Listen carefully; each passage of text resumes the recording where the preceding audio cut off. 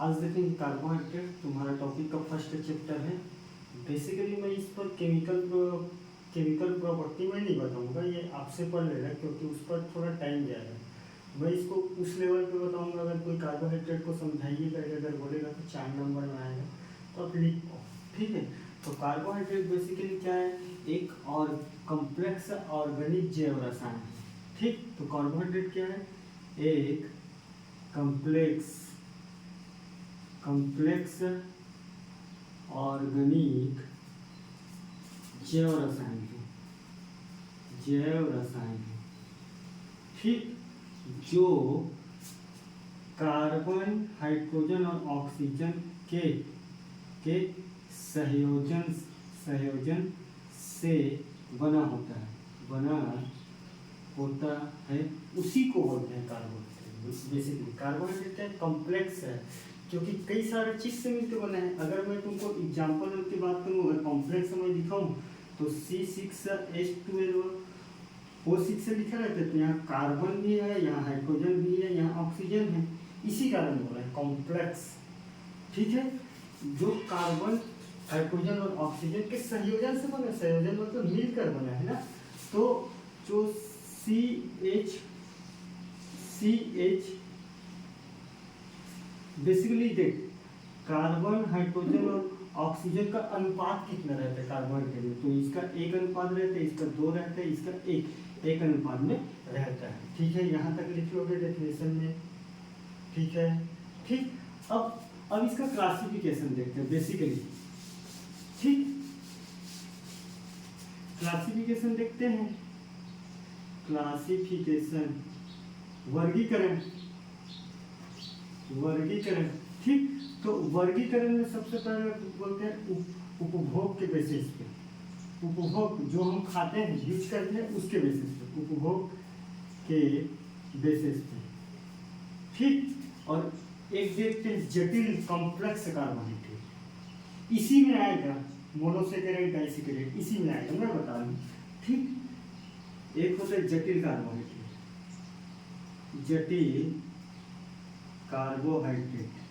ठीक। कार्बोहाइड्रेट आप लिख लेना, जटिल जिसको कॉम्प्लेक्स बोलते हैं, कॉम्प्लेक्स। देख, उपभोग के बेसिस पे हम इसको 2-3 भागों में बांट सकते हैं। ये उपभोग के बेसिस पे सबसे पहले है हमारा मोनोसेकेराइड, ठीक, सेकेराइड्स, ठीक। शुगर बोलते हैं, शुगर, सेकेराइड मतलब शुगर, ठीक है, शुगर।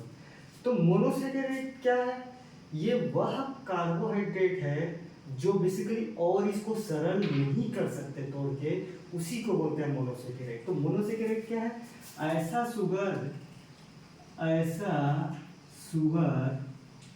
जो हम और सरल नहीं कर सकते, ठीक, उसे मोनोसेकेराइड कहते हैं। इसका मतलब क्या हुआ, तो मोनोसेकेराइड क्या हुआ, जैसे कि ग्लूकोज, एग्जांपल आप लिखो ग्लूकोज, मैं बता रहा हूँ क्या है, सरल नहीं कर सकते, ग्लूकोज, फ्रुक्टोज, ग्लैक्टोज, ठीक,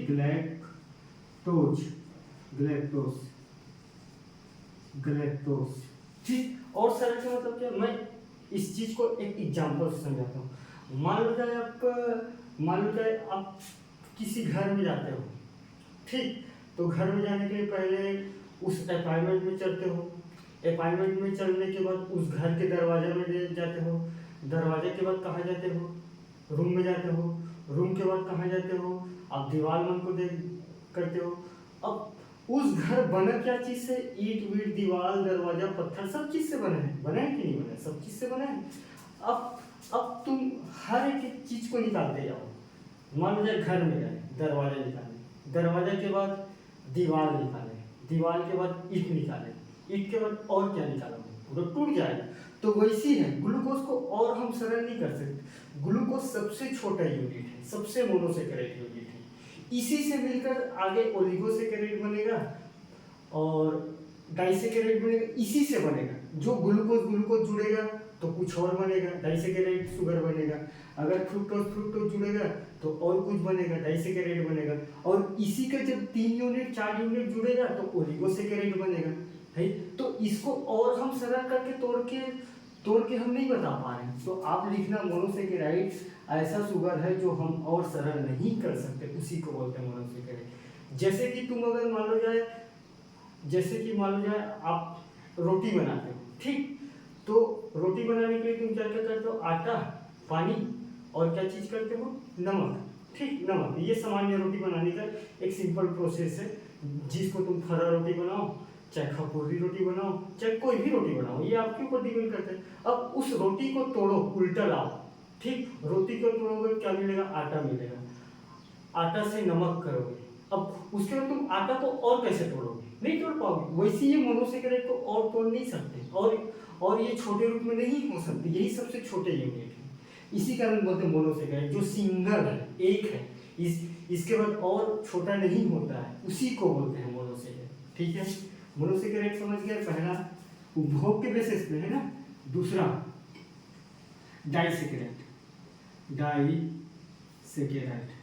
सेकेराइड यहाँ एक लाइन, हाँ, डाइसेकेराइड, ठीक।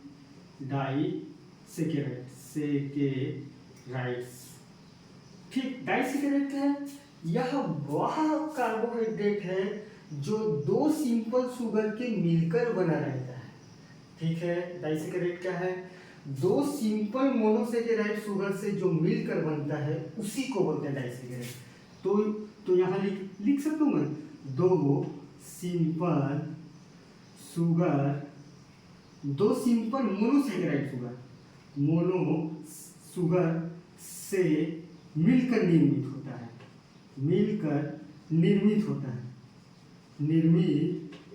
होता है, उसको बोलते हैं डाइसेकेराइड, ठीक है।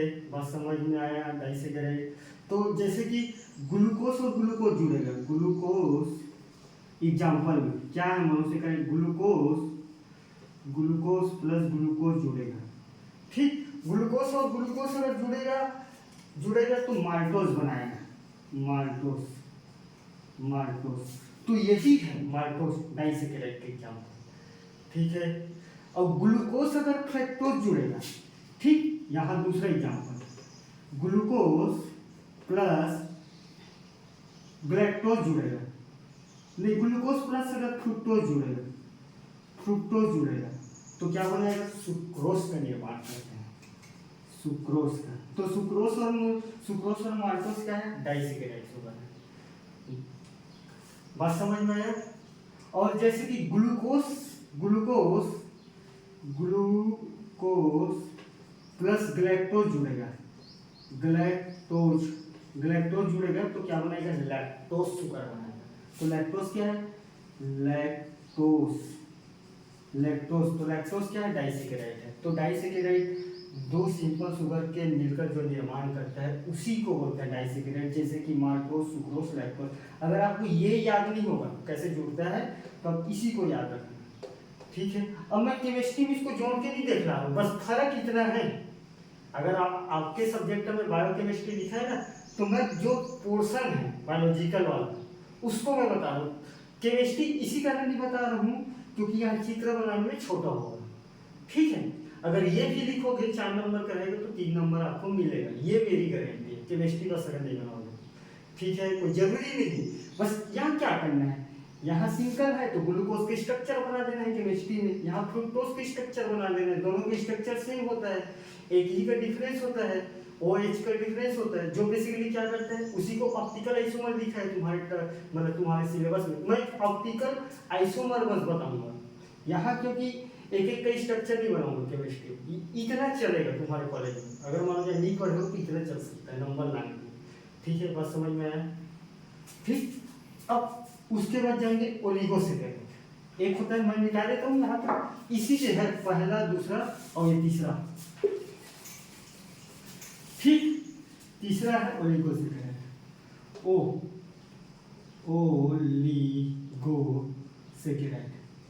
ओलिगोसेकेराइड्स। ओलिगोसेकेराइड वह कार्बोहाइड्रेट है जो बेसिकली 3 से 10 यूनिट सिंपल शुगर से जुड़कर बना होता है, उसको बोलते हैं ओलिगोसैकेराइड।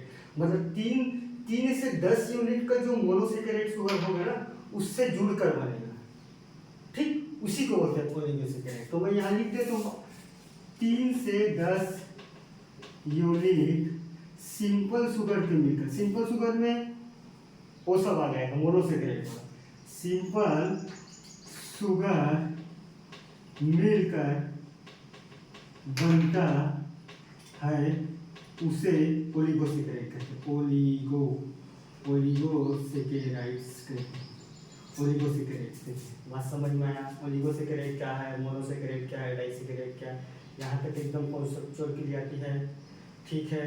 जैसे कि इसके एग्जाम्पल में लिख लेना रेफिनियोज, रेफिनियोज करके बोलते हैं, रेफिनियोज है, और क्या बोलते हैं यार, रेफिनियोज, वर्बानोज भी बोलते हैं, वर्बानोज शुगर, ठीक है, उसको बोलते हैं ओलिगोसैकेराइड। तो ओलिगोसैकेराइड क्या है?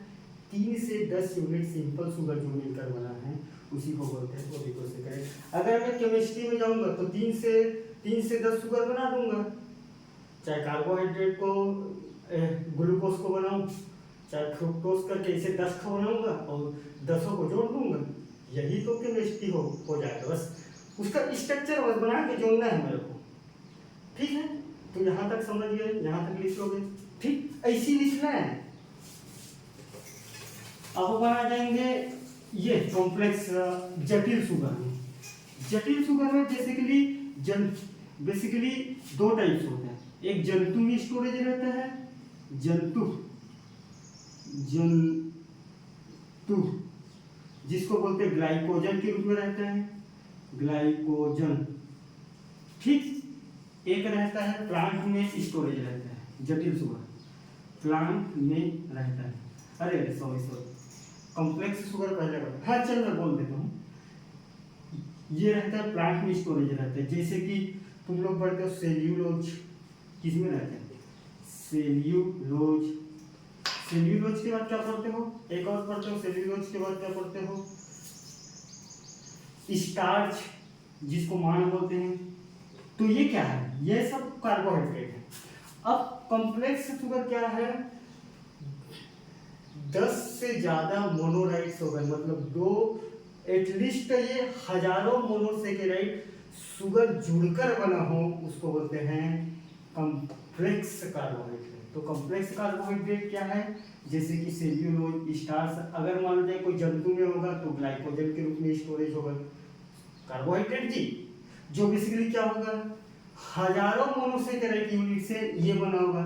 ये स्टार्च भी हजारों मोनोसैकेराइड कार्बोहाइड्रेट से मिलकर बना होगा, ठीक है। जैसे कि सेल्यूलोज हजारों सैकेराइड से मिलकर बना होगा। तो जटिल शुगर क्या है, ऐसा कार्बोहाइड्रेट है, ऐसा कार्बोहाइड्रेट है जो हजारों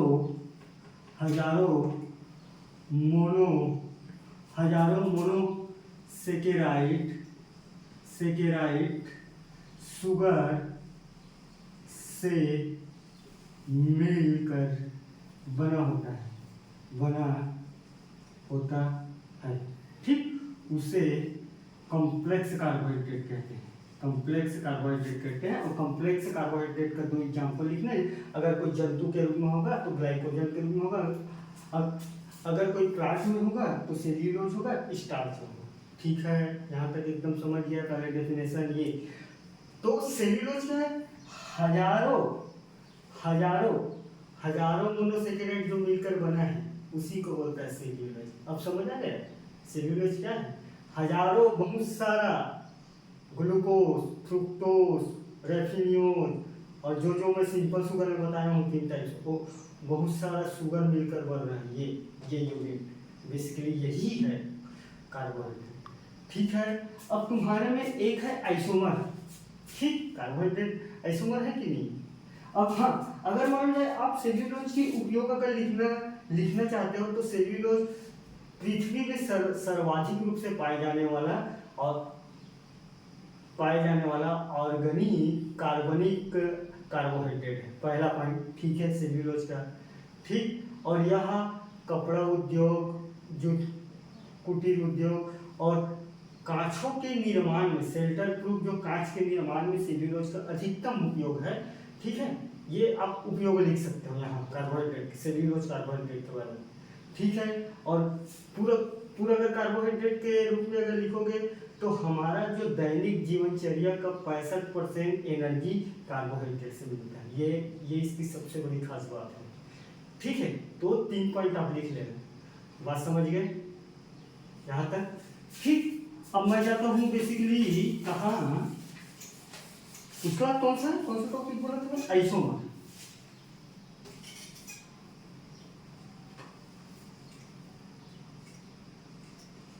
आइसोमर, ठीक। देख, आइसोमर बेसिकली होता कुछ नहीं है। आइसोमर मतलब आप ये समझे कि ऐसा आइसोमर से यह अभिप्राय है जिसका केमिकल फार्मूला सेम हो बट उसके स्ट्रक्चर में, संरचना में जो चेंज हो, उसी को बोलते हैं आइसोमर, ठीक है। तो आइसोमर क्या है? आइसोमर से अभिप्राय है कि वह कार्बोहाइड्रेट जिसका दो या दो से अधिक कार्बोहाइड्रेट, आइसोमर क्या है? आइसोमर से अभिप्राय है कि दो से अधिक कार्बोहाइड्रेट्स का केमिकल फार्मूला, रासायनिक सूत्र सेम हो, ठीक। रासायनिक सूत्र सेम हो मतलब समान हो बट उसकी संरचना में डिफरेंस हो, संरचना में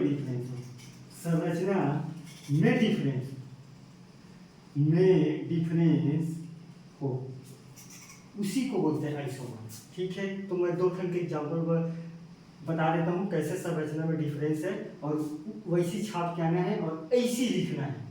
बेसिकली यही है आइसोमर का मतलब।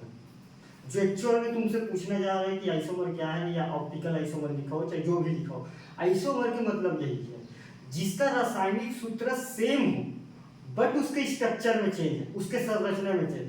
जैसे कि 2 आदमी सेम है, हमारा 2 आँख है, 2 नाक है, एक जेनेटिकल ऑर्गन है, अगर कोई महिला है तो उसके में जेनेटिकल ऑर्गन अलग है, तो हम दोनों इंसान तो सेम है ना, हर चीज में सेम है, बाकी हमारा स्ट्रक्चर में चेंज है। ये वही बात है, ठीक। तो ग्लूकोज और फ्रुक्टोज को मैं बना देता हूँ, ठीक। और जो डिफरेंस है मैं गोला पार दूंगा, वैसी चित्र मान के आ जाता है। जैसे कि ग्लूकोज का क्या है, ये एग्जाम्पल है ग्लूकोज का C6H12O6, ये है। फ्रुक्टोज का भी यही है, फ्रुक्टोज का, ठीक, C6H12O6। अब दोनों तो सेम है, रासायनिक सूत्र सेम है ना, तो क्या डिफरेंस है, वही डिफरेंस करना है हमको, ठीक। तो 6 कार्बन ले लो, 1 2 3 4 5 6, अरे यार फ्लोपर बना देता हूँ, ठीक। 6 कार्बन लो, इसको मिटा देता हूँ ना, इसको C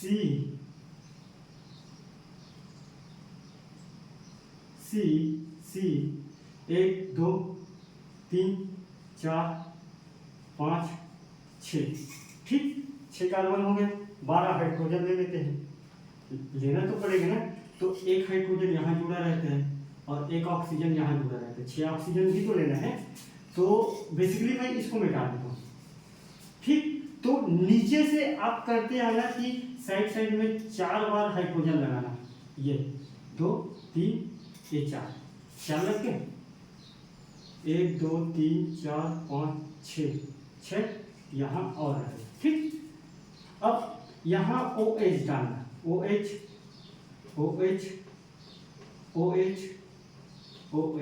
ठीक।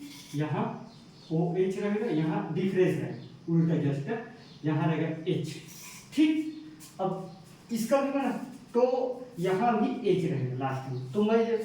तो मैं जो C6 बोला था मैं जोड़वाऊँ, एक यहाँ 6 है कार्बन, 12 हाइड्रोजन होगा, जोड़ लो 1 2 3 4 5 6 7 8 9 10 11 12 हाइड्रोजन, 6 ऑक्सीजन जोड़ो, 6 ऑक्सीजन सेम है केमिकल, तो 1 2 3 4 5 6 हो गया।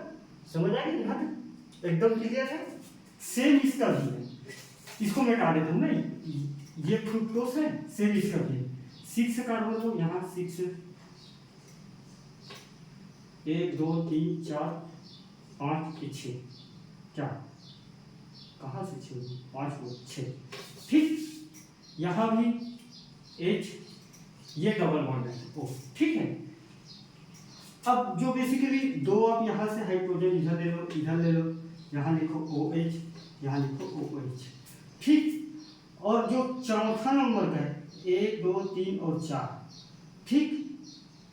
चौथा नंबर 1 2 3 और 4, ठीक। तो इधर आएगा OH, इधर आएगा H, ठीक।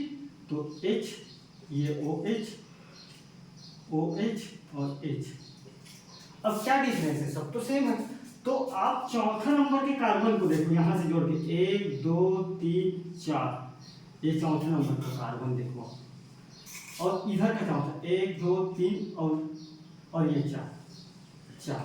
देख लेफ्ट साइड में इसका राइट साइड में OH है और इसका लेफ्ट साइड में OH है। बात समझ में आया? यही है आइसोमर, ठीक। तो आप इसको टी कैसी लगाना, और यही आइसोमर है, ऊपर में डेफिनेशन लिखना। बात समझ में आ गया? आप चौथा नंबर के कार्बन को देखना, बस ये चौथा में बहुत डिफरेंस करना, बस बाकी सेम है। बात समझ में आ रहा है यहाँ तक? ये चौथा डिफरेंस है, OH इधर जुड़ा है और इधर से देखेंगे तो OH यहाँ जुड़ा है, इसी को बोलते हैं ऑप्टिकल आइसोमर, ठीक है। आइसोमर मतलब सेम, आइसो मतलब सेम, और मर मतलब मर किसी के साथ, आपको यही है ना आइसोमर। दोनों को तोड़ के देखो, मतलब संगे संग मरना, साथ जोड़ी का वचन निभाओ और साथ साथ मर, यही है कॉन्सेप्ट एक्चुअल। बात समझ में आया यहाँ तक? ठीक। उसके बाद आता है तुम्हारा ओजोन फॉर्मेशन का कॉन्सेप्ट आता है, ठीक। देख मैं जो चीज नहीं बता रहा हूँ, बता मैं सारी सकता हूँ। तुम्हारा सिलेबस मेरे को 3.5 घंटा लगेगा बताने में, तुमको समझाने में 3.5 से 4 घंटे लगेगा। मैं जो लिख रहा हूँ उतना लिख लो करके, मैं कुछ ही टॉपिक ले रहा हूँ। मेरे से कोई दावा बिल्कुल मत करना, अगर कोई करेगा तो मैं 3.5 घंटा में ऐसा पढ़ा दूंगा कि तुमको कभी पढ़ने की जरूरत नहीं पड़ेगा, ये भी मेरी गारंटी है, ठीक है। तो मैं जितना बता रहा हूँ ईमानदारी से पढ़ लेना, नंबर में कोई कमी नहीं आएगी, कॉन्सेप्ट यही, ठीक। अब 6 महीने में नहीं बोलो, यहाँ कई लोग बैठे हैं, फिर एक को बताता हूँ फिर सर इसको भी बोलो वाला सिस्टम आ जाता है। तो मैं यही तक समाप्त करूँगा, बोलते बोलते थक गए हो बहुत सारे टॉपिक में, ठीक है। ओजोन फॉर्मेशन, ओजोन फॉर्मेशन लिखा है। ओजोन फॉर्मेशन क्या है? बेसिकली ओजोन फॉर्मेशन है नहीं, आप एटमॉस्फेरिक सुने हो, तो एटमॉस्फेरिक में अलग अलग मतलब लेयर सुने हो, टोपोस्फेयर, स्ट्रेटोस्फेयर, मेसोस्फेयर, थर्मोस्फेयर। तो सबसे पहले अपन एटमॉस्फेरिक में जाना पड़ेगा ओजोन समझने के लिए। एटमॉस्फेयर में तो एटमॉस्फेयर ये बना दिया, तो इसमें 4 लेयर रहता है, ठीक। इसको बोलते हैं नीचे के लेयर को टोपोस्फियर, इसको बोलते हैं स्ट्रेटोस्फियर, ठीक। इसको बोलते हैं मेसोस्फियर के बाद होता है, हाँ उधर का काम नहीं, जो काम है। तो जो हमारा सनलाइट से आने वाला जो रेस है, यहाँ एक लेयर से निर्माण होता है जिसका हाइट होता है 23 से 35 किलोमीटर के आसपास, सी लेवल से, समुद्री लेवल से जब 30 से 35 किलोमीटर ऊपर जाएंगे तो वहीं एक लेयर रहता है, उसी को बोलते हैं ओजोन, ठीक। ओजोन समझ गए? तो ओजोन कहाँ से आया है? एटमॉस्फेरिक लेयर से। ध्यान से सुनते रहो। तो वो तो पहला पॉइंट आप क्या लिखना, ओजोन एटमॉस्फेरिक लेयर का स्ट्रेटोस्फेयर लेयर के आसपास रहता है, जो 2 से 8 ppm कंसंट्रेशन है, जो 2 से 8 ppm कंसंट्रेशन में, कंसंट्रेशन मतलब सघनता में है, सघनता में है, और यही एक लेयर का निर्माण कर, ऐसी बनाना है चित्र, ठीक। यहाँ एक लेयर का निर्माण करें जो 200 से 8 ppm का ये लेयर है, ऐसी। अब इस लेयर से सनलाइट यहाँ से आएगा, आएगा कि नहीं आएगा सनलाइट? तो सनलाइट अगर यहाँ से आएगा और डायरेक्ट अगर सनलाइट आएगा तो सनलाइट से अल्ट्रावायलेट भी आता है। तो अल्ट्रावायलेट अगर डायरेक्ट आएगा तो हमको जीनेटिक से संबंधित बीमारी होगा, तो उसी को छान के भेजने का काम करता है ओजोन, ठीक है। बात समझ में आया है? ओजोन क्या है? ओजोन यही है जो छान के भेज रहे हैं। तो यहां तक लिख लोगे ना, ओजोन क्या है? स्ट्रेटोस्फेयर के 30 से 35 किलोमीटर के ऊपर में एक 2 से 8 ppm का सघनता वाली लेयर जो रहता है उसको बोलते हैं ओजोन, ठीक है। यहाँ तक मिटा दूं, हो जाएगा। अब एक्चुअली में जो ओजोन आया है यहाँ, ये स्ट्रेटोस्फेयर का लेयर है, यहाँ सनलाइट आ रहा है, तो सनलाइट में अल्ट्रावायलेट भी आएगा, अल्ट्रावायलेट, तो अल्ट्रावायलेट को छान के नीचे भेजेगा ये, तो छान के यहाँ भेजेगा नीचे, जो हम सब पाते हैं। तो यहाँ क्या है? जीनेटिक से संबंधित बीमारी होता है, जीनेटिक से संबंधित बीमारी नहीं होती, ये ओजोन अगर फॉर्मेशन है। बात समझ में आ रहा है? ये ओजोन का कॉन्सेप्ट है, ऐसी बनाना है। यहाँ सन अच्छा से बनाना है, ठीक है। सन को मैं ऐसी बोला मार दूँ, यहाँ लिखना सन, यहाँ स्ट्रेटोस्फियर लिखना, यहाँ चित्र लाना, यहाँ रेसमन को लाना और लिखना कि क्षण क्या थे, इसी कारण हमको जीनेटिक संबंधी बीमारी नहीं होता है। और अल्ट्रावायलेट 3 प्रकार के होते हैं, बेसिकली जो अल्ट्रावायलेट है ना वो 3 प्रकार का होता है शायद, ठीक। और इसी लेयर को बोलते हैं ओजोनोस्फेयर लेयर के नाम से भी जाना जाता है, ओजोनोस्फेयर लेयर भी कहते हैं, ठीक है। ओजोनोस्फेयर लेयर भी कहते हैं। और यह 3 प्रकार का होता है, जो अल्ट्रावायलेट आते हैं ना, अल्ट्रावायलेट उसी को तो छान के भेज रहे थे, हमको बीमारी ना होगा कि अगर डायरेक्ट सनलाइट अगर भेदन करेगा तो यहाँ के जो सेल है वो तो डेथ हो जाएगा ना, यहाँ की कोशिका डायरेक्ट पाएंगे तो बंद हो जाएगी ना, ठीक है। टाइम कितना हो? 27। हाँ, ठीक है। तो अल्ट्रावायलेट 3 प्रकार के होते हैं, ठीक। अल्ट्रा यू और वी, अल्ट्रावायलेट 3 प्रकार के होते हैं, 3 प्रकार के। Ultraviolet A, ultraviolet B, ultraviolet C. तो जो अल्ट्रावायलेट जो रेस आता है वो बेसिकली आता है 400 ppm के आसपास आता है, 400 ppm के आसपास। बाकी 315 ultraviolet 2 B, ultraviolet B 300 ppm, यही है 300 ppm। और अल्ट्रावायलेट सी 200 से 100 ppm। ये ppm कुछ नहीं, पार्ट्स पर मिलियन है, जो रेस की आने की जो एरिया है, डेंसिटी इंटेंसिटी है ना, तो उसी के बारे में, ठीक। तो क्या है? अल्ट्रावायलेट ये और ये 3 हो गए। तो सबसे हार्मफुल अल्ट्रावायलेट क्या है? ये है। तो आप यहाँ लिखना मोस्टली हार्मफुल, सबसे हानिकारक अल्ट्रावायलेट ए है, और इसी को रोकना है ये ओजोन फॉर्मेशन करके। बात समझ में आ रहा है? इसी कारण ये ओजोन फॉर्मेशन का कॉन्सेप्ट आप में है। बात समझ में आ रहा है? अब मैं जोड़ के और बता सकता हूँ, बाकी इतना ही मोर देन सफिशिएंट है। बात समझ में आया?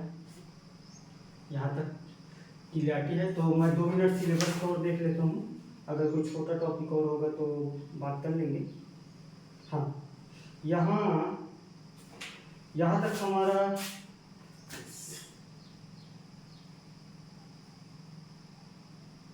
नहीं नहीं, मैं उल्टा बताया हूँ जी। सबसे सबसे कम हार्मफुल ये होते हैं, सबसे कम हानिकारक ये होते हैं। मैं समझ नहीं पा रहा, उल्टा बता रहा। सबसे कम हानिकारक ये होता है, सॉरी सॉरी, हानिकारक होता है। ठीक, सबसे कम हानिकारक ये होता है और सबसे हार्मफुल ये होता है। अल्ट्रावायलेट सी सबसे हानिकारक होता है, हानिकारक होता है। ठीक, अब एडवांटेज में आप क्या लिखना, ओजोन फॉर्मेशन का स्किन संबंधी बीमारी नहीं होता है, ये स्किन संबंधी बीमारी। दूसरा क्या लिखना, किसी भी हमारे अंदर जो एनर्जी है, भाई कार्बोहाइड्रेट जब खाएंगे एनर्जी मिलेगा तो उसको तोड़ता नहीं है, तो हमारा जो सेल है सुचारूपूर्वक काम करता है। ठीक, तीसरा आप लिख लेना कि ओजोन फॉर्मेशन डायरेक्ट अगर सनलाइट में आता है तो हमको हमारे बॉडी में सनलाइट का अल्ट्रावायलेट का भेदन क्षमता शून्य होता है, नगण्य होता है। ठीक है, तो 3 इसका एडवांटेज लिख के आप आ जाना और ऐसी बनाना। ये 3 प्रकार का होता है। बात समाप्त यही करते, ठीक।